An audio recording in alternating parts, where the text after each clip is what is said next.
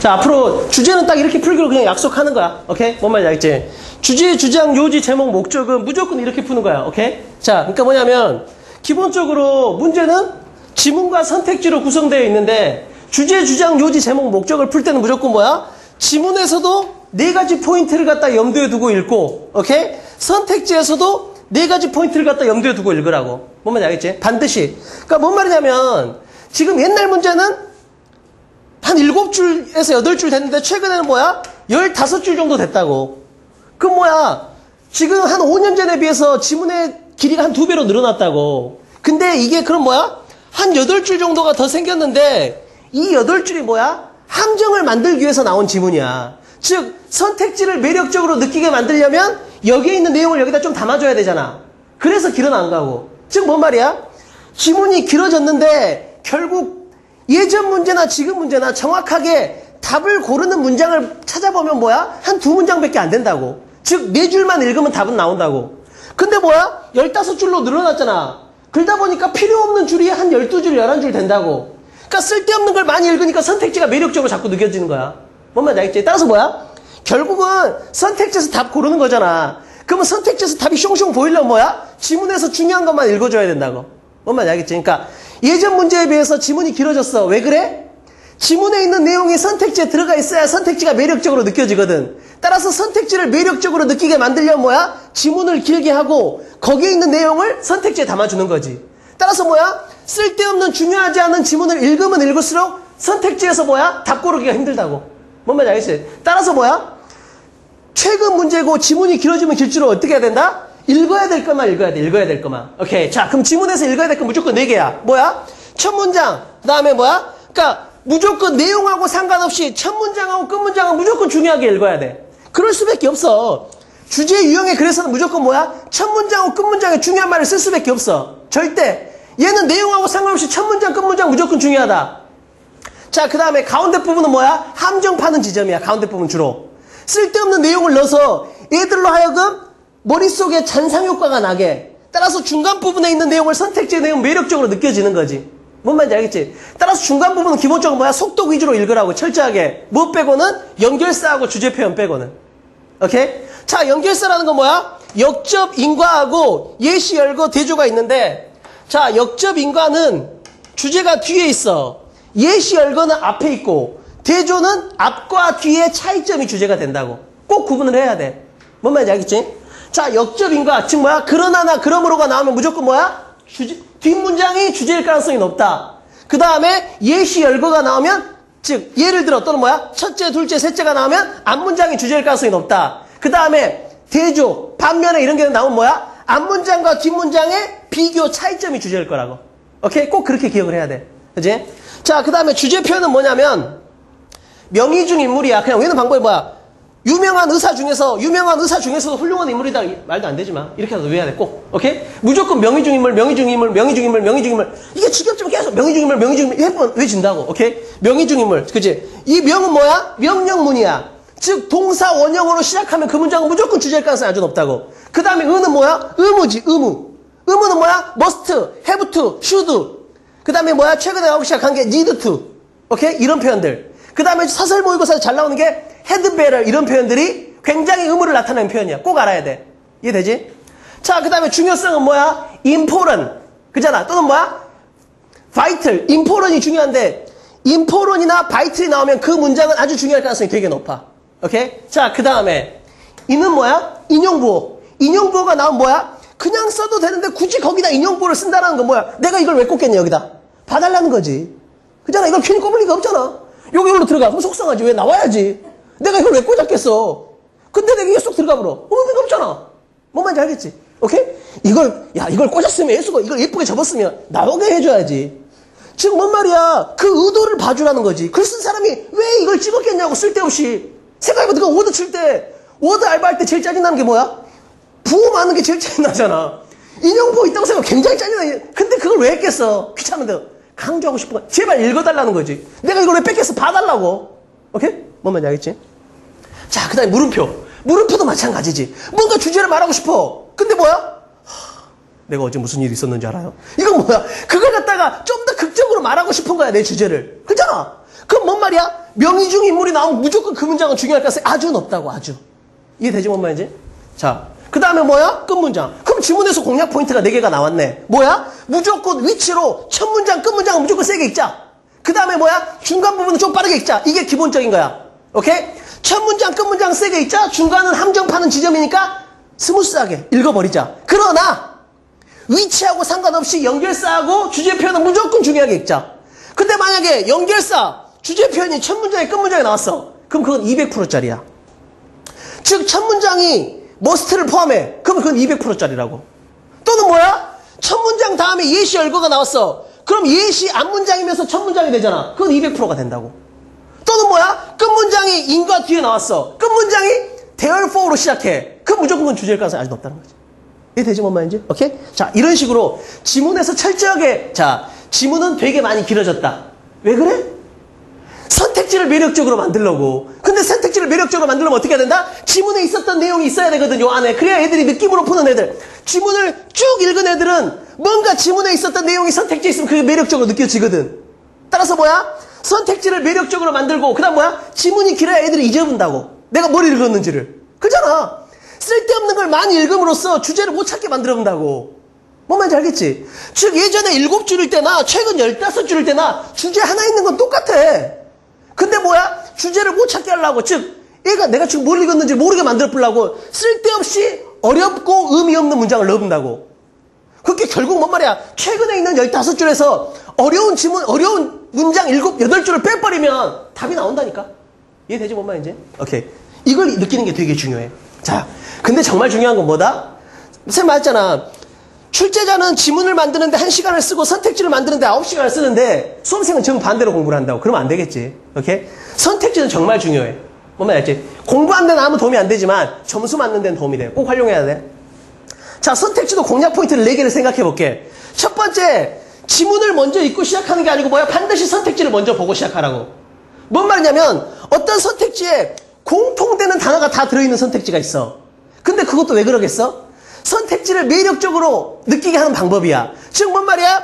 이 지문의 주제가 환경보호다. 그럼 뭐야? 환경보호에 대한 얘기를 다 넣는다고. 또는 뭐야? 자, 이 지문의 주제는 뭐야? 영어 학습법이야. 그러면 영어에 관한 얘기를 선택지에 다 넣는다고. 즉, 1번, 영어를 공부하는 데는 문법이 중요하다. 2번, 영어를 공부하는 데는 단어가 중요하다. 3번, 영어를 공부하는 데는 유형별풀이가 중요하다. 4번, 영어를 공부하는 데는 뭐야? 기출문제 분석이 중요하다. 이런 식으로 나올 거 아니야. 그러면 뭐야? 이건 지문은 뭐야? 영어 공부에 대한 지문이라는 거지. 그게 뭐야? 그게 공통단어라고, 공통단어. 이 공통단어를 보면 뭘 할 수 있어? 여기에 보면 전부 다 영어 공부 얘기가 나왔으니까, 아, 이 지문의 토픽은 뭐다? 영어 공부에 대한 내용이겠네. 라고 생각하고 바로 버려버리라고, 이거. 오케이? 지문의 소재를 예상하는 기능을 한 다음에 바로 버려버리라고. 냉정하지 마. 오케이? 이용해 먹을 거 다 이걸 버리는 거야. 그 다음에 뭐야? 특징 단어를 활용하는 거지. 자, 여기서 우리가 해야 될 게 뭐야? 자, 이 지문을 공략하는 1, 2, 3, 4 포인트가 나오면 반드시 뭘 해라 했어, 선생님이? 해내 선방을 하라 했지? 해내 선방. 이걸 반드시 하는 게 중요하겠지. 즉, 뭔 말이야? 요 1, 2, 3, 4 첫 문장이나 끝 문장이나 연결사 앞뒤나 주제 표현이 나오면 그건 주제일 가능성이 아주 높아. 따라서 어떻게 해야 돼? 그걸 해석하고 내 것으로 만든 다음에 뭘 해야 돼? 선택지를 활용해서 방향성을 결정해야 될 거 아니야. 그지? 이게 정말 중요한 거라고. 선택지를 활용해서 방향성을 결정한다. 선생님 말했잖아. 봐봐. 누가 나를 공격해. 봐봐. 누가 나를 공격하는데 지금 여기 있는데 내가 여기 서 있어. 누가 나를 공격해. 그럼 뭐야? 어디서 공격할지 모르는 사람은 어떻게 하고 있어? 막 두리번 하고 이거 있겠지. 그러다가 등에 칼을 맞는다고. 그러잖아. 근데 뭐야? 방향성을 아는 사람, 아, 여기가 아니고 여기서 공격하겠다 이렇게 된 사람은 어떻게 되겠어? 딱 그 방법만 보고 있으면 되겠지. 마찬가지라고. 이 지문을 읽을 때도 우왕좌왕하는 애들이 있어. 왜? 방향성이 없으니까. 즉, 어디서 나를 공격할지 모르니까 360도를 다 돌아보고 있는 거라고. 그게 아니고 뭐야? 적어도 아, 공격은 여기서 오겠네라고 방향성을 잡은 사람들은 딱 거기만 맞고 있을 거 아니야. 뭔 말인지 알겠지? 마찬가지지. 지문을 공격할 때도 뭐야? 지문을 공격할 때도 철저하게 방향성을 갖고 공격해야 된다고. 근데 그 방향성을 알려주는 게 바로 선택지야. 선택지 중에서도 뭐야? 공통 단어가 아니고 특징 단어겠지. 즉, 뭔 말이야? 영어 공부하는 데는 단어가 중요하다. 영어 공부하는 데는 문법이 중요하다. 영어 공부하는 데는 독해가 중요하다. 영어 공부하는 데는 문제풀이가 중요하다. 이런 식으로 나왔어. 그럼 우리 뭐야? 공통 단어인 영어 공부를 버리라고. 왜? 이미 선택지에 다 있는데 어떻게 답을 고르는데 아무 도움이 안 될 거 아니야. 그러면 선택지를 이용해서 방향성을 결정한다. 이건 뭐야? 아, 영어 공부할 때는 단어가 중요한지, 문법이 중요한지, 독해가 중요한지, 문제풀이가 중요한지 이것만 염두에 두고 읽으면 된다는 거지. 이해되지 뭔 말인지. 그렇게 읽어가야 된다고. 아, 이 지문의 토픽은 영어 공부에 관한 거다. 근데 뭐야? 방향성은 뭐야? 단어가 중요한지, 문법이 중요한지, 독해가 중요한지, 문제풀이가 중요한지 이것만 내가 방향성을 잡고 가면 된다는 거지. 내가 읽어야 될 건 오직 그거라는 거야. 이해되지 뭔 말인지. 자, 그 다음에 절대 주의해야 될 건 뭐야? 선택지가 지엽적인 걸 고르면 안 돼. 즉 뭔 말이야? 이 지문에 있는 어떤 특정, 이 선택지를 매력적으로 만드는 방법은 뭐야? 지문에 있는 특정 단어 또는 뭐야? 지엽적인 내용 또는 뭐야? 예시에 불과한 걸 잡는다고. 그건 절대 고르면 안 돼. 정말 주의해야 될 게 이거야, 예시. 즉 뭔 말이냐면 첫 문장에서 두 줄에서 주제를 줬어.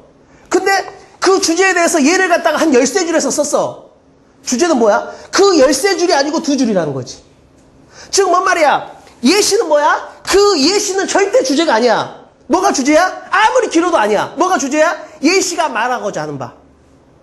예시의 내용 자체는 주제가 아니라고. 뭐가 주제다? 예시가 말하고자 하는 바. 그걸 봐야 돼, 꼭. 뭐만 알지? 절대 예시는 주제가 아니야. 자, 그 다음에 이게 뭐 포괄적이면 안 되고 상상하면 안 되고 상식을 다하면 안 된다. 즉 지문에 없는 내용을 생각하면 안 돼. 내가 자꾸 분명히 봐봐.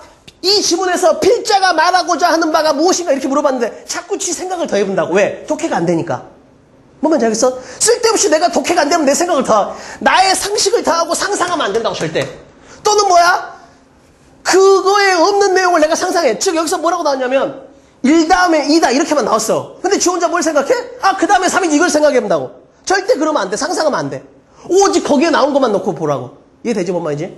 오직 이 지문만, 이 중에서도 뭐다? 이 4개만 보고 생각을 하라고. 오케이? 자, 그 다음에 첫 문장을 해석하고 내 것으로 만든 다음에 선방해야 될 거 아니야?